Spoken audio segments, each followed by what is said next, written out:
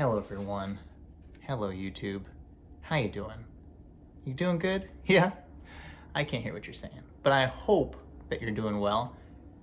I'm back. I'm making a new video. First and foremost, I would like to say thank you so much from the bottom of my cold dead heart for liking and subscribing to my videos.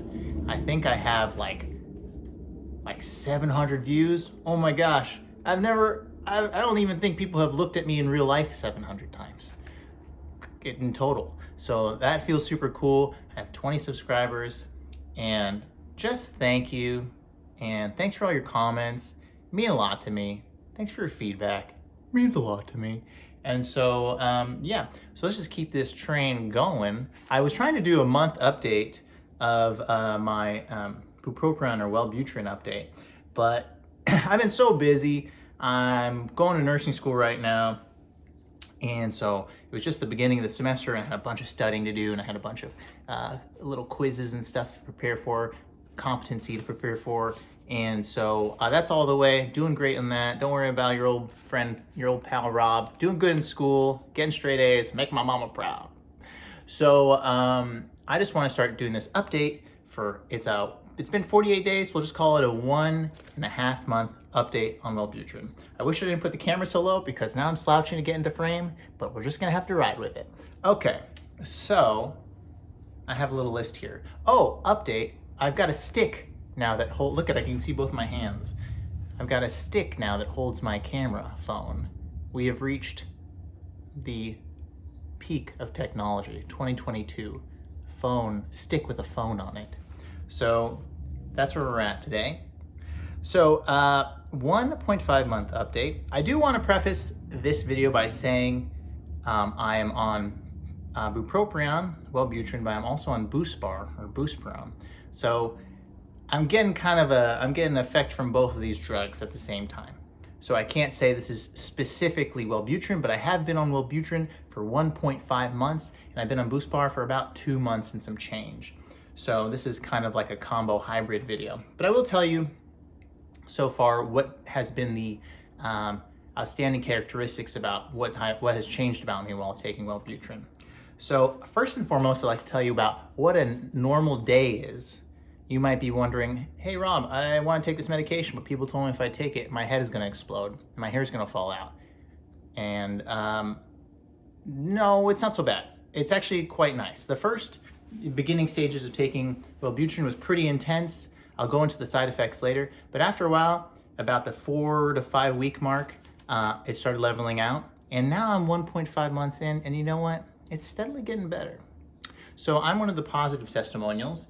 And sometimes it's nice to have a positive testimonial because I think the internet is full of just like a bunch of negative stuff.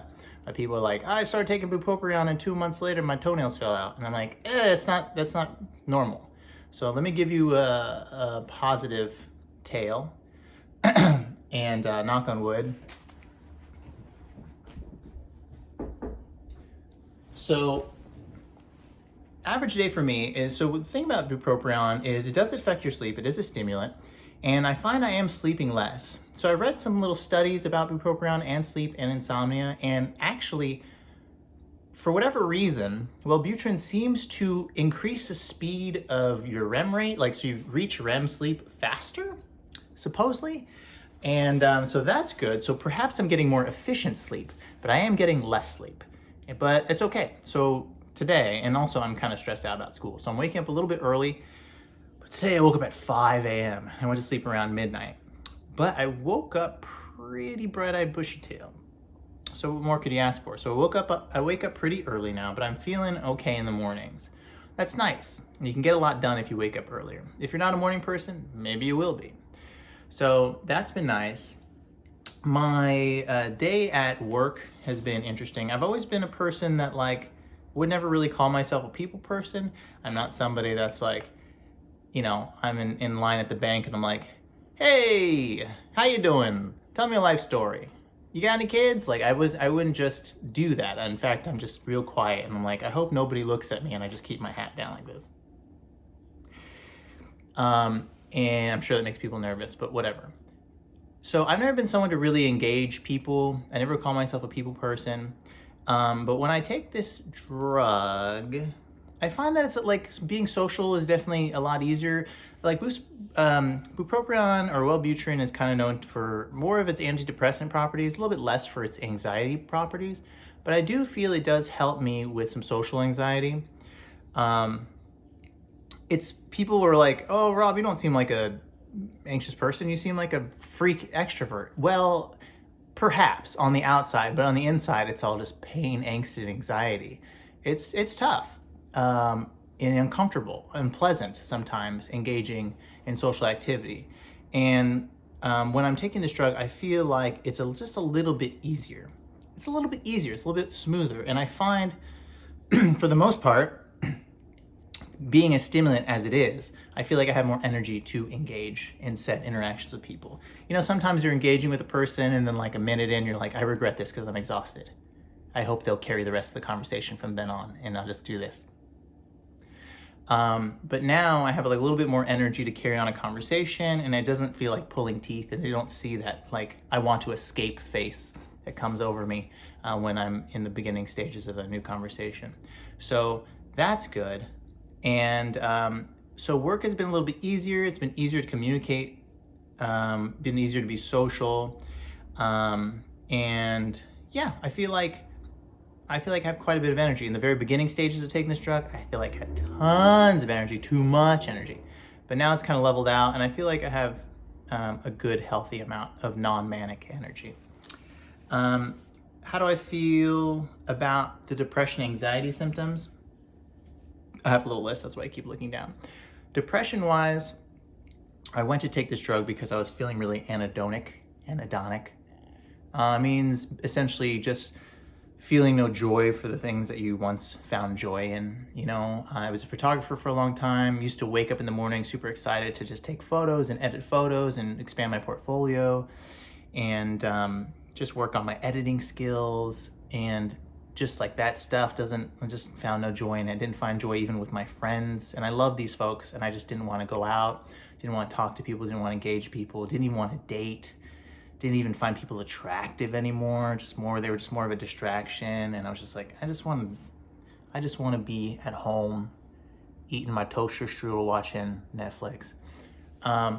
And taking this drug slowly but surely. I don't know if I'm completely out of this funk, but I'm definitely a lot farther than when I started. Like I've come pretty far.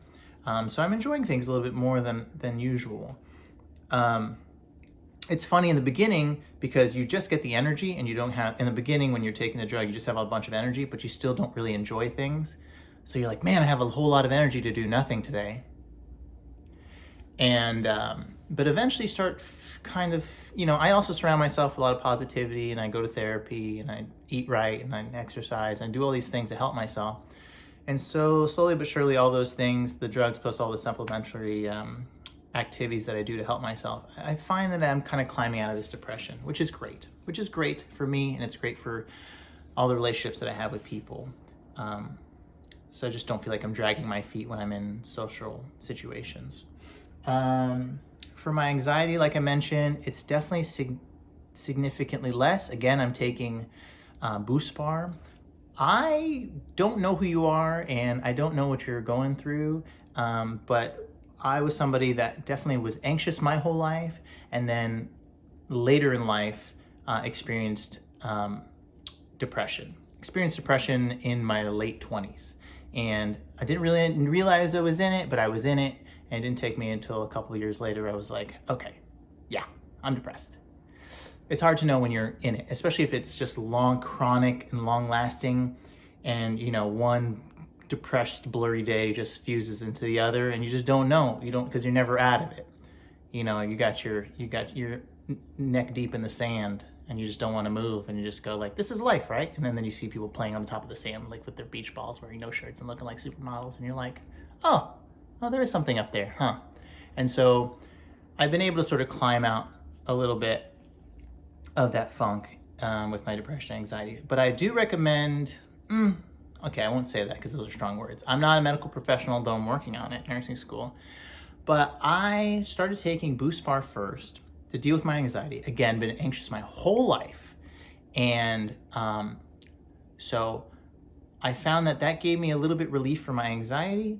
And then I realized I still had this residual depression, and then I decided to go the Bupropion road, the Wellbutrin road. The reason I chose these two drugs, and also as per the recommendation of my psychiatrist, is because these are the two drugs, Buspar, which is an anxiolytic, and Bupropion, which is a NDRI, a norepinephrine dopamine reuptake inhibitor, but it's an antidepressant. These two drugs actually have, in the big scheme of all the drugs that are out there, these drugs have very minimal side effects, and which is very important. And also, maybe more important, it has less of discontinuation syndrome. And what that means is if you discontinue these drugs, you don't have crazy discontinuation side effects. Like if you take Zoloft, Paxil, or Celexa, or any of these drugs for many months and you go off of them, your body's gonna freak the F out. You might have serotonin discontinuation syndrome, or antidepressant discontinuation syndrome. So, and that's just like agitation, anxiety, sweating, nausea, nervousness, so I didn't want any of that junk because I'm going to school. I can't have a bad day like that because I got to be on my A game. And so I chose these drugs because these seemed like lower risk with potential high reward. And you know what? I was desperate, and it's like, you might as well, I don't need to go ham and take the strongest drug that's out there.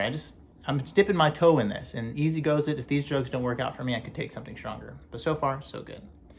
So that's my story as far as the order of drugs I took. Buspar for about a month, and then a month and a half, and then into Wellbutrin. Okay, this is a long video. I'm gonna continue really quick. Side effects. My worst side effects in the beginning were GI issues. I just felt constipated, bloated all the time. It's just weird and uncomfortable, and I didn't like it. I just felt like, man, I feel like a fat slob today. I just felt bloated and weird all the time. And so, not the worst side effect, but definitely uncomfortable. Eventually, in the beginning stages, I was told that you can take something like magnesium citrate. This is basically, it'll help induce some bowel movement. So it'll help you, go to the bathroom like a normal human person that wasn't on drugs. And then eventually, I didn't depend on that too much, but slowly but surely, I got my normal GI rhythms back. And so that's excellent. I'm glad to be over that hump.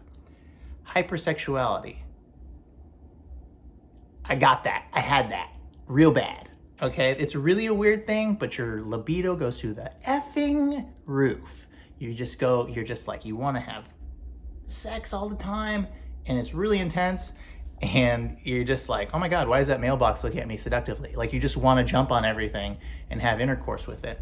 I know this is a weird thing to say. It's weird, okay? I understand that, but it's true. And I think it's a fairly common side effect. And that boil has now come down to a simmer, which is not like a normal simmer. I don't feel like a sexual deviant. I just feel like a normal person with, with blood in my veins. I feel like I'm just have a normal level of attractiveness to people, and so that's good. But it can be a little intense and actually distracting from the get-go. Weight loss. So some people call Wellbutrin the sexy drug because it makes you lose weight. I don't know who calls it that, but I swear I saw that on the internet somewhere. It makes you lose weight. It kind of is supposed to stall your appetite a little bit, make you feel less eating. And when I first was taking Wellbutrin, I actually got super duper hungry all the time. And so I was eating a lot, and I actually gained 3-4 pounds, maybe 3-4 pounds, I think, getting on the drug. And so I was like, that's weird. Why am I having the exact opposite reaction that I'm supposed to have? And why am I just stuffing my face? And then on top of that, I'm bloated all the time. So I'm like, I'm just turning to the big blueberry girl from Willy Wonka and the Chocolate Factory. I love blueberries. So that was a weird time. But since then, it kind of turned, it did a 180 degree turn, and then I started losing weight, and then I lost more weight, but not a lot. And I still feel like I have a healthy appetite. And now the more that I take it, I feel like my appetite is coming back. It's actually back. It's normal, it's healthy, and I love to eat. It's like one of my top 1 things to do. And so my appetite is back. Hair falling out. People are like, told me, some of the comments are like, did all your hair fall out? I took Wellbutrin on day 3, all my hair fell out. And I was like, oh, well, I should watch out for that side effect. And no, this hair isn't sewed into my hat. This is actually attached to my skull.